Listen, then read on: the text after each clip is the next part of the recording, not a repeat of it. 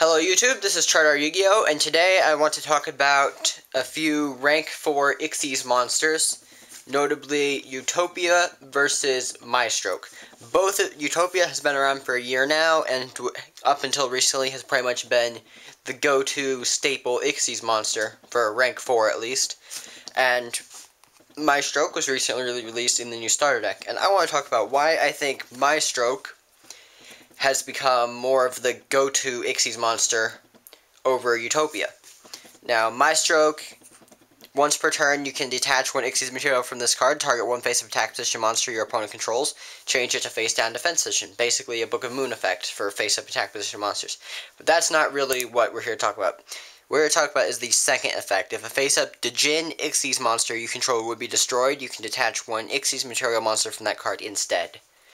That includes itself. So basically, Maestroke has the exact same effect of this guy, who you probably remember from Agent format, Gachi and also Zen Mines, which I don't actually have a Zen Mines used for an example here, but basically, a lot of my decks lately have been very focused on rank 4 Ixies monsters, Scraps, Heroes, and my new favorite on Dueling Network, the Maestroke Rabbit.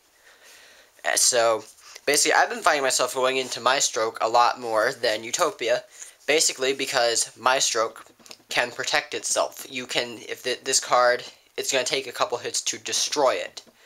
Now, you see a lot of people online throwing around the term built-in protection, which is exactly what this card has, because it doesn't need back row or hand traps to protect itself. This card can stand on its own. Now, this built-in protection has actually been going on for a long time now, and probably the most influential card with built-in protection is Stardust Dragon. You contribute it to negate a card that destroys something. Now, Stardust Dragon can protect other stuff also, but most people haven't been going into it lately because there's been a lot of prevalence of effects that don't necessarily destroy, they just remove, or bounce, or spin, or anything like that. So Stardust Dragon is finally sort of fallen out of favor lately, but this was still very much the first really influential card with built-in protection. Now, especially if you compare it to something like Red Dragon Archfiend or even Scrap Dragon. Both of these have more powerful offensive effects, destructive effects, and higher attack, but still people would go into Stardust Dragon more often than they would Red Dragon Archfiend or Scrap Dragon, simply because Stardust Dragon can stand on its own. These two are vulnerable to removal. Stardust Dragon is not. Which, because of that, is why I think cards like Maestroke, Zen Mains, and even Gachi are going to start, or at least going to become more of the go-to Ixies. I've been seeing Maestroke a lot more in my games recently than I have been seeing Utopia.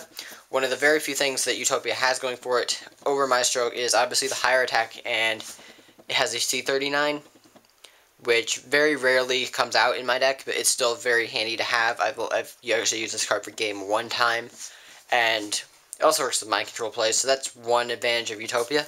So if you agree with me that you think cards like Maestroke and Stardust Dragon are going to be moving up above stuff like Utopia and Scrap Dragon, just leave a comment below with your opinion on this and some other cards that you might think that you would like to see discussed, and peace out.